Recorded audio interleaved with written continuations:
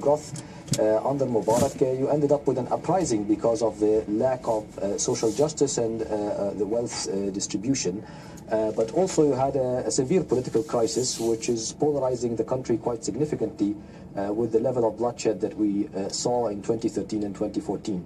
But in terms of these can affect the foreign direct investments because of stability issue, because of security issue, because of the sustainability of the political regime that makes such a deal. So the problems come mainly from the social and the political dimension as opposed to the economic one. Well, I just want to focus on the economy because it's also an important aspect of it is an aspect of that story, and it's important for the people of Egypt as well. So how much is at stake for Sisi himself if he doesn't get the economy back on track? It's very, very significant for him. We know in many cases the lifeline of military-dominated regimes is economic achievements, because then you lose on the social justice issues, you lose on political freedoms, you lose on issues of accountability and transparency. But in exchange, you provide the economic bonanza, post-Franco regime in Spain, post-Pinochet regime in Chile. So you need to provide this kind of economic bonanza to say that you are legitimate. And I think it's very, very important to have some economic quick wins and economic achievements. The problem is, can this be achieved or not? And I think we will not be able to say that now, but we will be able to say this in the coming few years. Egypt's growth rates now, I think, in a bit above the 2%. So even if they jumped 5% compared to Mubarak, the 7.2% again, this does not guarantee social and political stability again. There is another issue, which is the issue of the there are seeds of contradiction in the strategy. In one area, the current regime seems to be going neoliberal, cutting on subsidies and trying to attract as much as possible of foreign direct investments. But at the same time, there is an arm of the state that is intervening in the market and skewing it to a certain degree to its favor, which is the military establishment with its economic investments that has a list of economic privileges that may undermine the competition, the free and fair competition with private investors, mainly because of the free land, because of no taxation, because of preferential customs and exchange rates, because an army of free laborers, which is the conscripts, the soldiers as conscripts. And we know that part of what happened in 2011, the military on one side removing Mubarak was because of the Jamal Mubarak's neoliberal economic policies that threatened the military economic interests. Okay. So there is a bit of contention between these two actors in the economic realm. Omar, thank you. Omar Ashur joining us from London. Still to come on the Al Jazeera News Hour, we'll continue our coverage of the 4th anniversary of the conflict in Syria, and the fight against ISIL has overshadowed the conflict between Assad's forces and the Syrian rebels. We report on how one man is trying to change that. Plus, homeless in Vanuatu, the country's president says he fears the worst, one day after supercyclone Pam caused widespread damage. And coming up in sport, we'll tell you why Maria Sharapova is trying to make history at Indian Wells.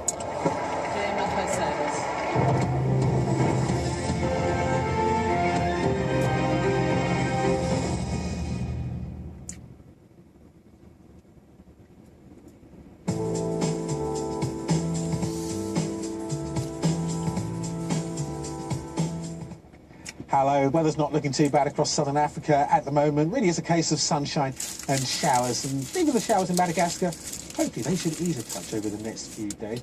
1 or 2 showers around the Eastern Cape. These will pull their way through, pushing across towards Madagascar for Monday. Bright skies coming back in behind, 22 Celsius there for Cape Town, 26 in Durban, and a similar value too for Antananarivo. Those showers, they pull through for Tuesday. And as you can see, much of the country will be largely settled, but we can't rule out the odd little spot of rain for a time at least as we go on through the next day or two. Those showers push their way up into northern Mozambique, into southern Tanzania, into the heart of Africa.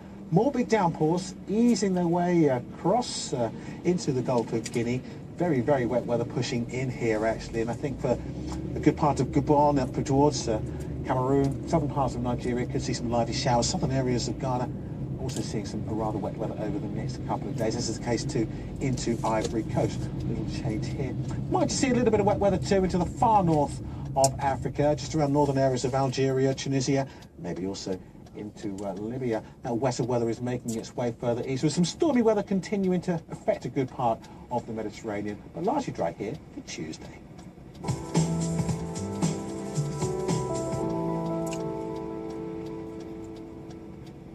When events take unexpected turns. Over the past year, Moscow has spent more than $7 billion on gold. And old problems keep coming back. Greece is still in debt, and that doesn't just disappear. We unravel the impact of the global economy on all our lives. Counting the cost at this time on Al Jazeera.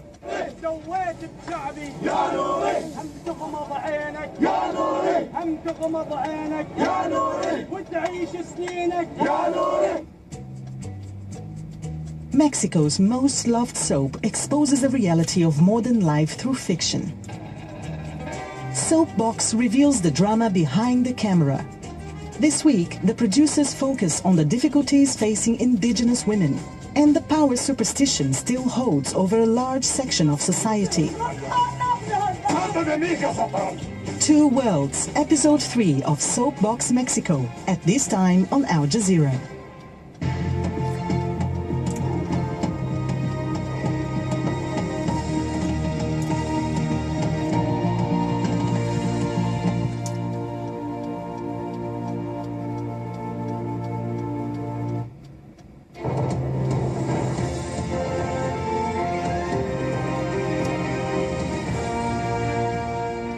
Top stories on the Al Jazeera NewsHour. Activists in Syria say as many as 20 people, including children, have been killed in airstrikes on rebel-held areas just outside Damascus. The conflict in Syria has entered its fifth year with no end in sight. Iran's foreign minister has arrived in Switzerland for talks over its nuclear program with the United States. The deadline for a framework agreement has been set for the end of March. U.S. Secretary of State John Kerry says an extension past that date is unlikely. More Iraqi militia members are heading to Tikrit to take back the city from ISIL. Military commanders there say the offensive to reclaim the rest of the Sunni city is briefly on hold until reinforcements arrive.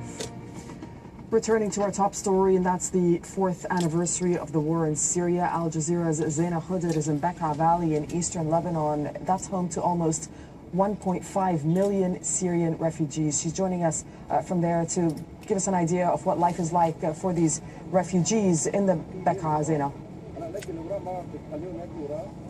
Very difficult. They're struggling to survive and cope, and so is the Lebanese government.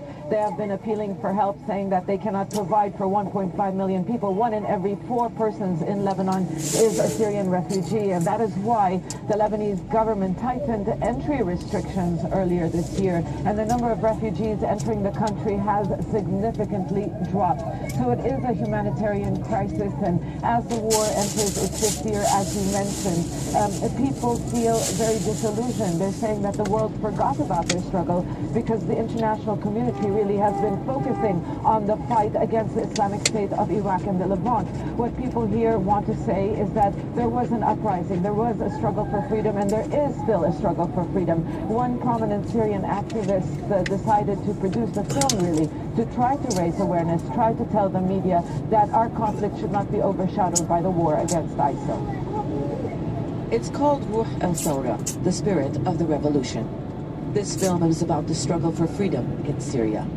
The man behind it is Hadi al-Abdullah, a Syrian activist who's worried that the US-led fight against the Islamic State of Iraq and the Levant has overshadowed the uprising against the Syrian government. It's one of the reasons he wants to raise awareness. The international community should remember there are Syrians who oppose the regime and ISIL. We are also trying to remind those inside Syria to focus on the goals of the revolution. They shouldn't join extremists, and at the same time, they should reject any reconciliation with the regime. He's from the city of Homs, home to some of the largest anti-government demonstrations since the uprising began. Protesters were killed, and the uprising became a civil war. His city, like so many other areas, became an urban battleground. Years later, Homs is back under the government's control. The Syrian government may have the upper hand militarily, but it hasn't defeated the opposition. But its opponents are increasingly worried that the global war against ISIL has shifted the focus from the fight to oust the Assad government. It's been almost 4 years since many Syrians decided to challenge a state they long feared. They demanded freedom, dignity, a state of law, and an end to arbitrary detentions. They complained of a corrupt political system that didn't provide equal opportunities for all. El Abdallah believes the opposition has won simply because it broke the fear barrier. Now it's facing a new enemy. It is no longer a people's revolt against a criminal regime. Now the people are fighting an alliance that includes Iran and its militias. This doesn't mean our revolution is over. This film is about the determination of many Syrians to continue their fight, both against the regime and ISIL. And the message they want to send counters the government's narrative that it's a war against terrorists.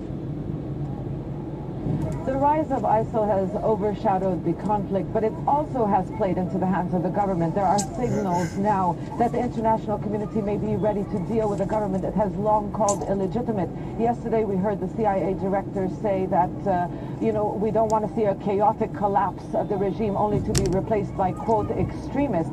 And today we're hearing the U.S. Secretary of State John Kerry say that at the end we may have to negotiate with the government of Syrian President Bashar al-Assad. Zaina Khuda reporting from the Bekaa Valley in Lebanon. Thank you, Zaina. Vanuatu's president says he fears the worst after Super Cyclone Pam battered the tiny island nation on Saturday. At least 8 people have been declared dead, but it's thought that that number will rise once rescue teams can reach outer islands. Vanuatu is an archipelago in the South Pacific, east of Australia and northwest of New Zealand. It has 80 islands in all, 65 of which are inhabited. It relies heavily on agriculture, fishing, and tourism. All of those have been seriously affected by the cyclone.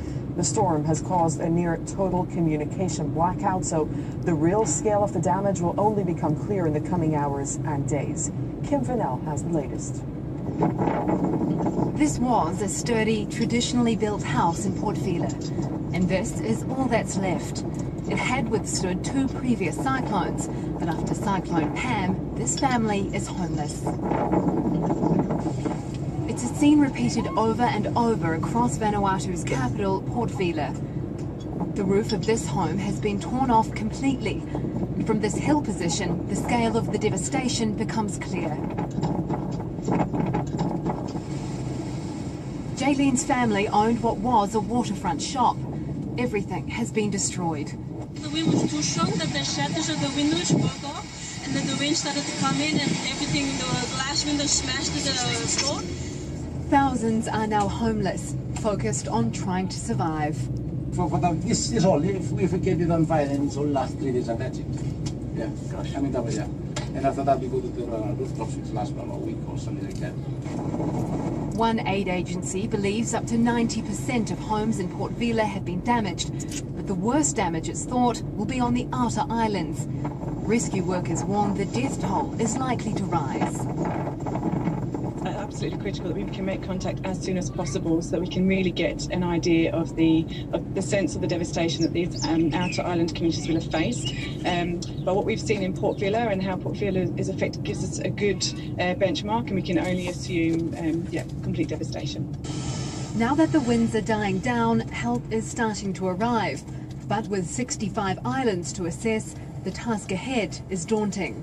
We're going to descend into Tanna, a quick reconnaissance flight over the runway there to have a look at how badly that small island has been hit, and then on down to Port Vila.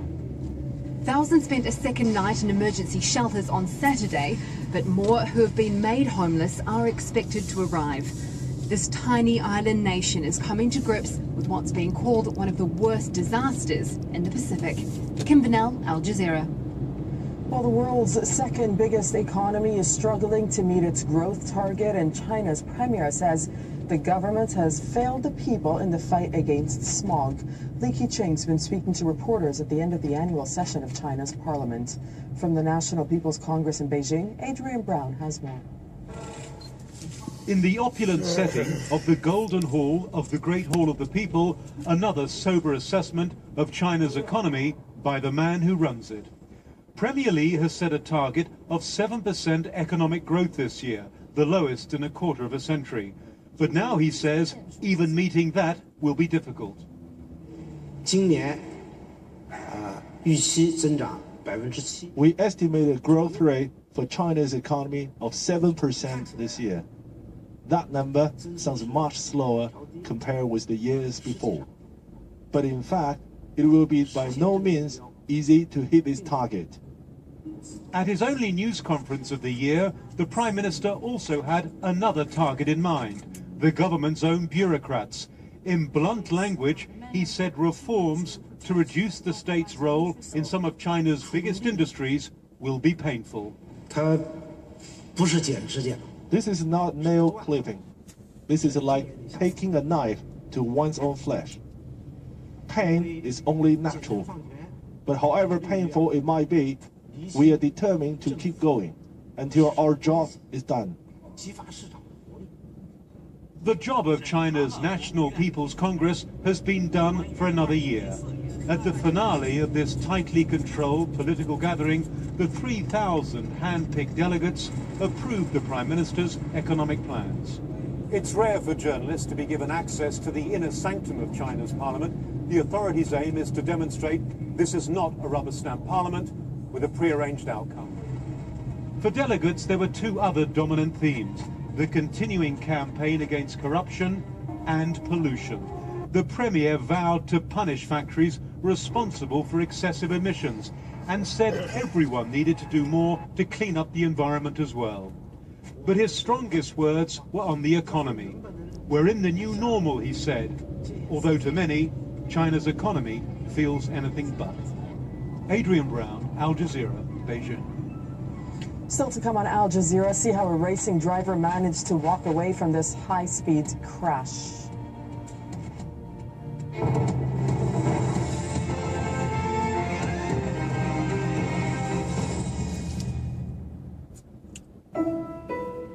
The extraordinary is everywhere.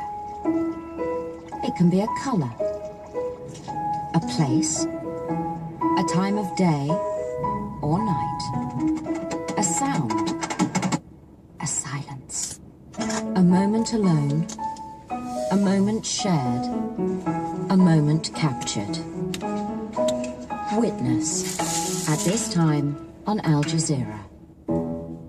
The Syrian conflict began as the Arab Spring swept the region, but has spiraled into a bloody civil war with no end in sight. A story often told, but rarely understood. Al Jazeera's comprehensive documentaries, extended news reports, and in-depth digital coverage contextualizes the conflict that shattered the lives of millions.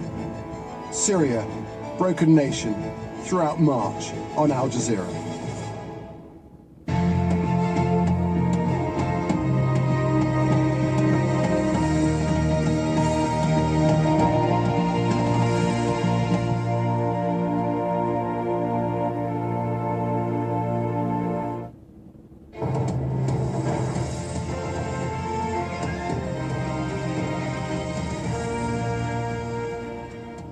Israelis go to the polls on Tuesday with the high cost of living an increasingly important issue for many voters. In a country where security typically dominates elections, Imtiaz Tayyab reports on how political parties are struggling to address the latest concerns. Yoni Shneor, his wife Natalie, and 2-year-old son Yair put together gift packs for family and friends. The treats will be handed out during a Jewish holiday, but the carefully chosen sweets are more expensive this year. Everything costs so much now. You go to the market to buy something, and you have to stop yourself, because if you buy this item or that, you'll be short of money the following week. Shneor says he isn't only struggling with the rising cost of food, but also his rent. According to a recent government survey, 4 out of 10 Israelis struggle to make ends meet every month. Part of the problem is a shortage of affordable housing. We're showed around the family's 40 square meter apartment, which is about to get more cramped with a new baby due in 5 months. My wife and I both work. We make average incomes, but our rent is so high. Even if we made more money, it would still be difficult. We can't even think of buying a place and getting a mortgage. The high cost of living has led to small street protests in cities like Tel Aviv in the weeks ahead of the March 17th general election. It follows massive protests in 2011 when hundreds of thousands of Israelis rallied against rising costs. Since campaigning began, the leading Likud and Labour parties have struggled to offer voters a clear economic reform plan, while keeping the focus of their platforms on the traditional key issue of security. This has become a symbol of government ineptitude, of how the bureaucracy here is unable and perhaps unconcerned with meeting the needs of the everyday Israeli, the average Israeli. Economic analysts put much of the blame for rising consumer costs on Israel's VAT and high import taxes aimed at protecting local farmers. The shortage of housing is blamed on a lack of land reform inside Israel, while the government spends billions of dollars on the expansion of illegal settlements inside the occupied West Bank, somewhere many Israelis don't want to live for either political or practical reasons. Whatever the case, until major parties offer a solution to these many problems, people like Yoni Shneor and his young family will continue to struggle to make ends meet. Imtiaz Time, Al Jazeera, West Jerusalem. Time for an update on all the sports news with Andy. Thanks so much, Doreen. Well, Lewis Hamilton and Mercedes are once again setting the standards in Formula One. The defending world champion won the opening race of the season in Australia with something to spare, and with the help of a Hollywood legend, he then issued an ominous warning to his rivals. Richard Parr reports. So let's say it together, I'll be back.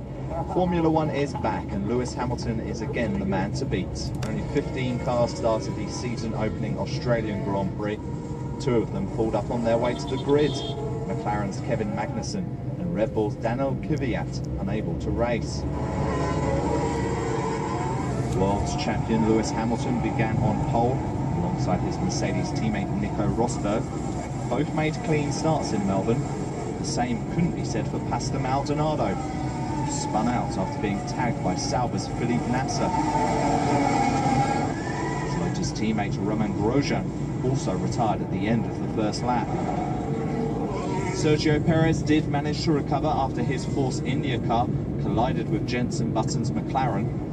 Max Verstappen became the youngest driver in F1 history. The 17-year-old only lasted half the race due to engine failure.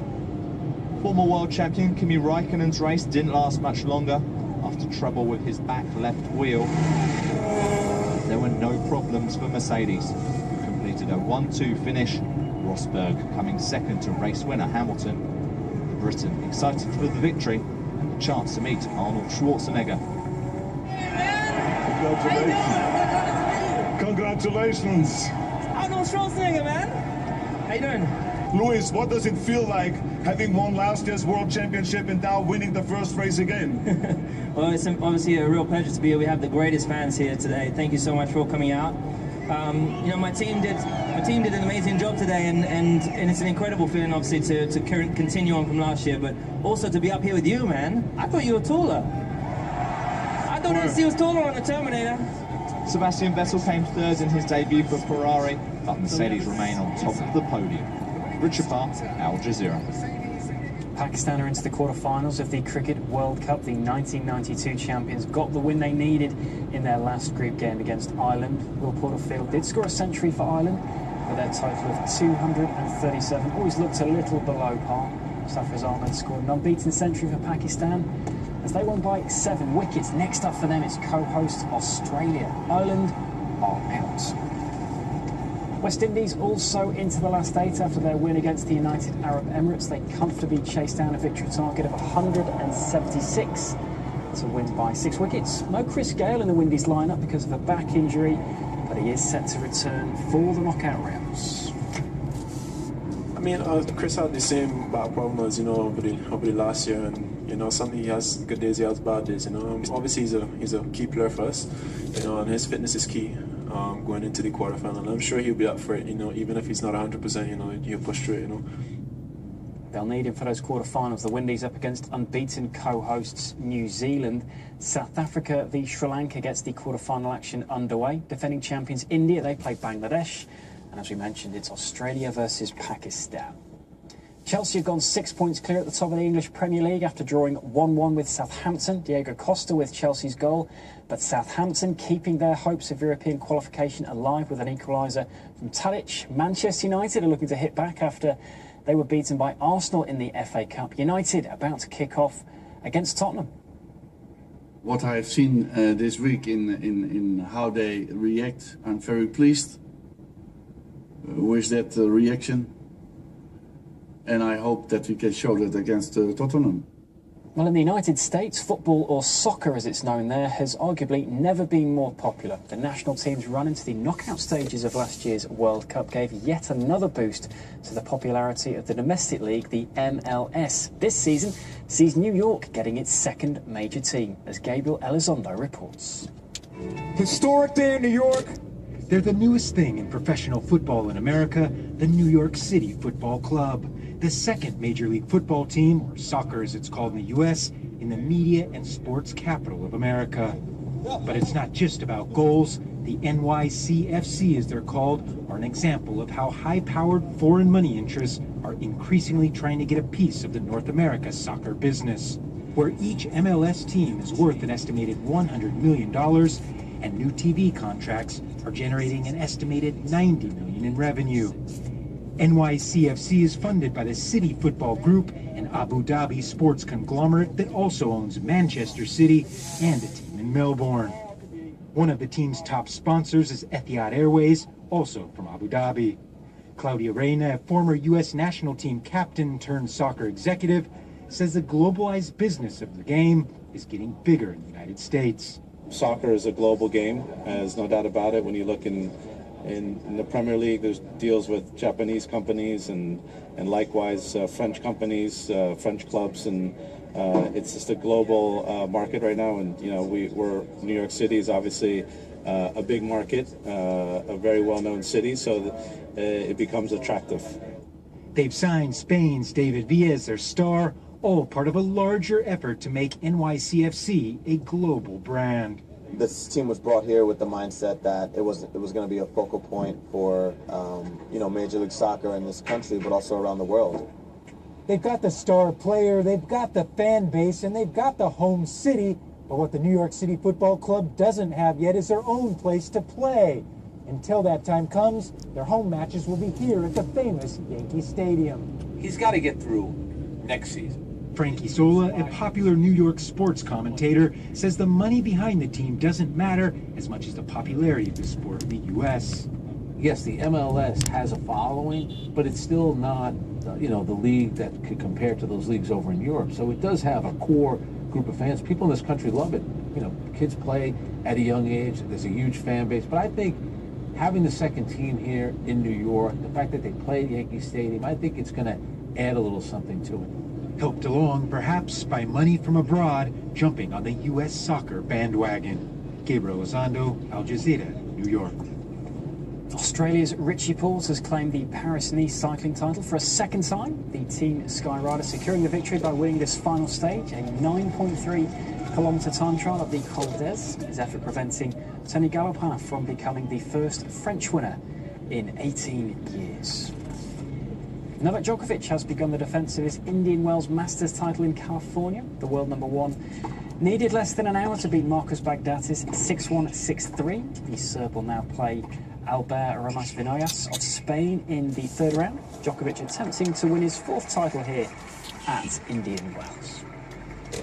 In the women's event, Maria Sharapova has progressed to round 3 as well. The Russian needed 6 match points to beat Yanina Wittmeyer 6-1, 7-5. Sharapova aiming to become the first woman to win this event 3 times. She'll next face former world number 1, Victoria Azarenka.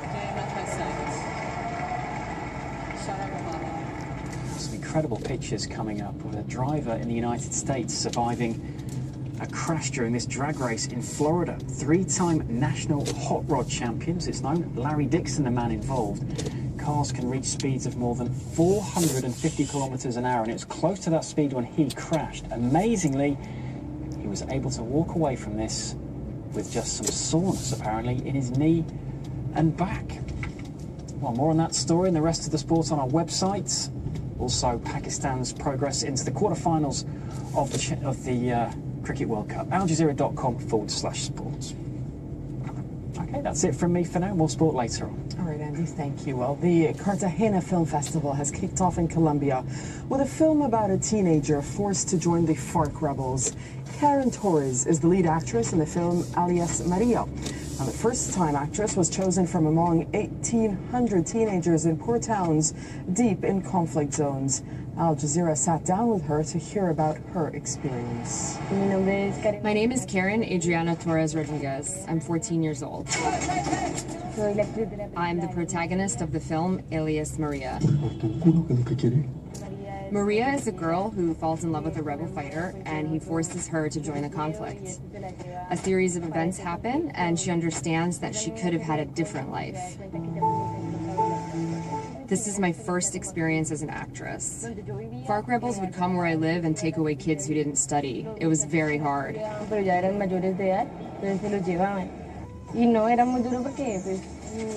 We all experience violence directly or indirectly. The film producers came to my school to tell us they were making a movie. When they told me they had chosen me, it was a huge emotion.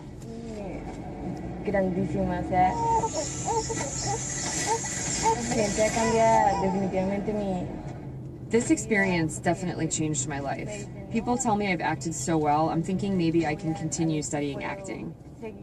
Living another character's life is amazing. I had never been in Cartagena and I had never seen the sea, only in pictures. The sea is so beautiful.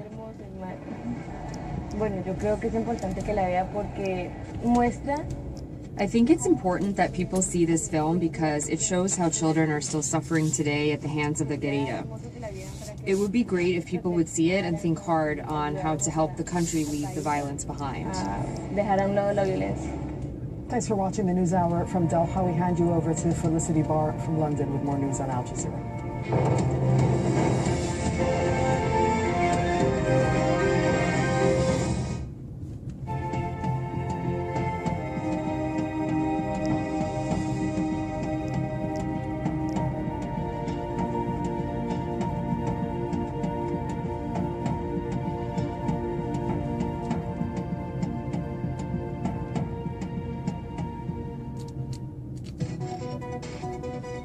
Behind every headline, there's a story. And for every story, different points of view. We consider conflicting opinions through analysis and debate with people who matter. Martin, all roads seem to be leading to the conflict in Ukraine. Why? Understanding how events shape and impact our lives. We look at the bigger picture. We get the inside story. At this time on Al Jazeera. Thousands of protesters have come out to march in Mexico City and in other places across the country, marking 4 months since 43 students went missing. They just don't believe the government's contention that these students were attacked by local police and then